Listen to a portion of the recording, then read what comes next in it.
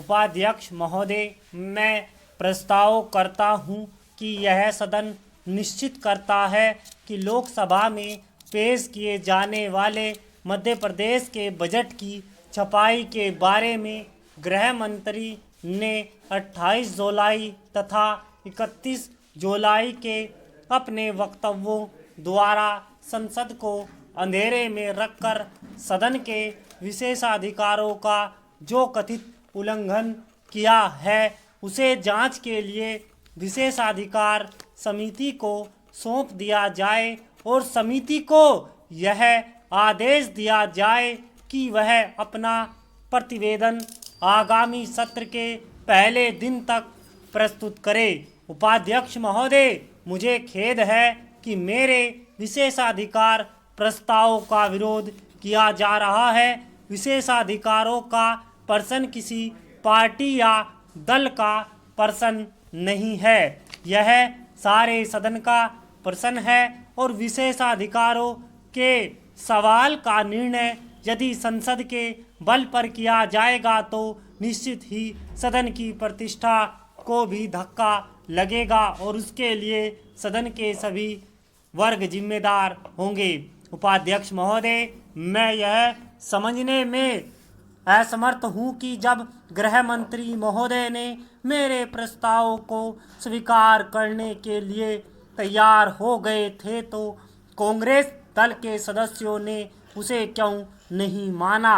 यह कहना है कि विरोधी दल के एक सदस्य के संशोधन के कारण गृह मंत्री महोदय ने अपना निर्णय बदल दिया, एक ऐसा बहाना है जिससे न तो गृह मंत्री की प्रतिष्ठा बढ़ने वाली है और न ही कांग्रेस दल का सम्मान बढ़ने वाला है। उपाध्यक्ष महोदय, मैं एक बार फिर से उस पृष्ठभूमि को आपके सामने रखना चाहूँगा जिसमें यह मामला उठाया गया है। विरोधी दल के नेताओं के पास मध्य प्रदेश के विरोधी दलों के नेताओं ने एक तार भेजा कि मध्य प्रदेश विधानसभा को भंग करने का और राष्ट्रपति शासन लागू करने का षड्यंत्र किया जा रहा है। उस तार की प्रतिलिपि राष्ट्रपति को गई, गृह मंत्री को भी गई होगी और इस षड्यंत्र की पुष्टि में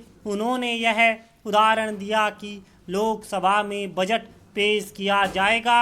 मध्य प्रदेश की विधानसभा को भंग करने के बाद वह बजट मध्य प्रदेश के कई सरकारी प्रेसों में छापा जा रहा है। यह बात हमने अध्यक्ष महोदय की अनुमति से सदन के सामने रखी। उस दिन गृह मंत्री महोदय ने जो कुछ कहा मैं उससे उद्धृत करना चाहता हूं। यह मामला सदन में कल फिर उठाया गया था और गृह मंत्री ने बड़ी आत्मविश्वास के साथ कहा था कि उन्होंने 28 तारीख को जो कुछ कहा उस पर कायम है। श्रीमान, आज सवेरे जो वक्तव्य गृह मंत्री महोदय ने पढ़ा, क्या यह बताता है कि मैंने मध्य प्रदेश की सरकार से जो सूचना प्राप्त की, अगर वह सूचना मैं प्राप्त न करता, अगर वह सूचना सदन के सामने न लाई जाती तो गृह मंत्री महोदय इसे मानने के लिए कभी तैयार नहीं होते।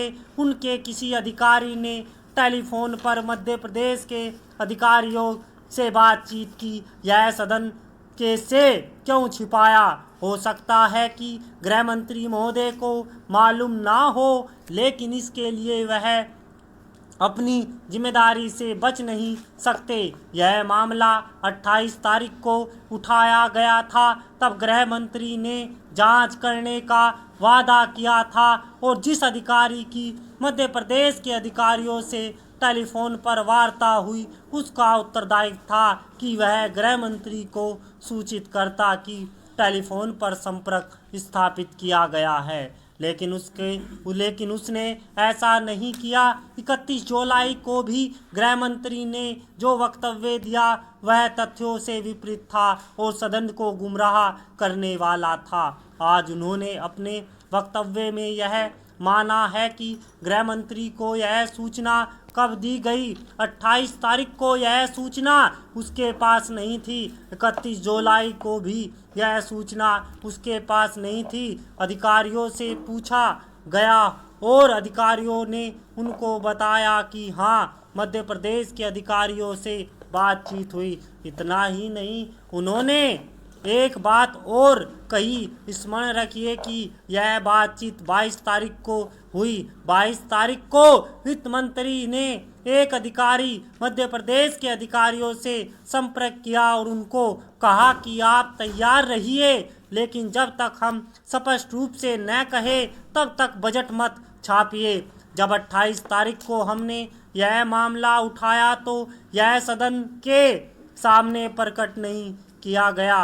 हो सकता है कि उस दिन गृह मंत्री को मालूम ना हो सकता है कि उस दिन अधिकारी को भी मालूम ना हो कि इस मामले में गृह मंत्री को या सदन को अंधेरे में रखकर वे गंभीर भूल कर रहे हैं। लेकिन जब मामला उठाया गया, समाचार पत्रों में प्रकाशित हो गया, तब भी गृह मंत्री को ठीक सूचना नहीं दी गई और इसलिए 31 जुलाई को गृह मंत्री ने फिर वही गलती की जो गलती उन्होंने 28 तारीख को की थी। आज जब विशेषाधिकार का प्रस्ताव किया गया तब वह कहते हैं कि टेलीफोन पर संपर्क किया गया था। सभापति महोदय, विदेशी नीति का उद्देश्य राष्ट्र के उद्धत हितों का संरक्षण और संवर्धन करना होता है। ये हित स्थायी होते हैं, किंतु विश्व की बदलती हुई परिस्थिति के अनुसार इन हितों की रक्षा करने का उपकरण जो विदेश नीति होती है उसे लचीला होना चाहिए। मुझे यह कहने में कोई संकोच नहीं कि हमारी नीति हमारे व्यापक हितों, हमारे संरक्षण पर नहीं है। स्वाधीनता के बाद हमने चाकरार आक्रमणों को निशाना बनाया गया। हमारे दोनों पड़ोसी हमारे भूभाग पर कब्जा करने में सफल हुए। पुरानी संसद ने, जिसका यह सदन उत्तराधिकारी है, यह शपथ ली थी। चीनी आक्रमण के पश्चात स्वर्गीय पंडित नेहरू के जन्म दिवस के पुण्य अवसर पर यह देश तथा सदन तब तक चैन से नहीं बैठेगा जब तक हम आक्रमणकारी के चंगुल में गई हुई भूमि को मुक्त नहीं करा लेंगे। आज तो उस शब्द की कोई चर्चा नहीं करता। जो भूमि चली गई उसे वापस लेने का कोई उपाय, कोई योजना नहीं दिखाई देती। यह स्वीकार करना होगा कि हम अपनी विदेश नीति को भारत को शक्तिशाली बनाने, अपनी सीमाओं को सुरक्षित रखने का और संसार में भारत को एक महान शक्ति के रूप में खड़ा करने का साधन नहीं बना सके। सभापति जी, विश्व शांति, पंचशील, सहअस्तित्व, भाईचारा अच्छी भावनाएं हैं, इसके साथ हमारा अमिट नाता है, लेकिन ये सुहावने आकर्षण शब्द किसी राष्ट्र की सुविचारित विदेश नीति का स्थान नहीं ले सकते। जैसा दुनिया चाहती है वैसा आज नहीं है और जैसा दुनिया आज है उसको समझकर हमें विदेशी नीति का निर्धारण करना होगा।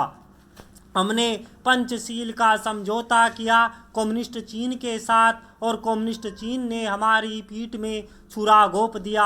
हमने पाकिस्तान के साथ मित्रता का संबंधों को विकास करने की कोशिश की, लेकिन उनके प्रत्युत्तर हमें आक्रमण में मिला। आज अमेरिका और कम्युनिस्ट चीन सामने आ रहे हैं, अनहोनी बात हो रही है। आज दुनिया की बदलती हुई परिस्थिति का प्रमाण जब हमने विदेशी नीति का निर्धारण किया तो चीन में नहीं था और रूस अमेरिका के बीच शीत युद्ध चल रहा था। श्रीमान, उस युद्ध में हम नहीं पड़ना चाहते। दोनों गुटों से अलग रहने की विदेश नीति उस हद तक ठीक नहीं है, लेकिन जब विदेश नीति की बदलती हुई परिस्थिति और विश्व के दो केंद्र नहीं अनेक केंद्र पैदा हो गए हैं तो फ्रांस अलग चला गया, पीकिंग अलग चला गया, एक आकर्षण का केंद्र बन गया और रूस अमेरिका में शीत युद्ध समाप्त हो गया। दोनों निकट आने लगे, तब भी हमने विदेश नीति में लचीलापन नहीं ला पाए, हमने परिवर्तन नहीं किया, हमने नॉन अलाइनमेंट को मंत्र मानकर उसका जाप करते रहे।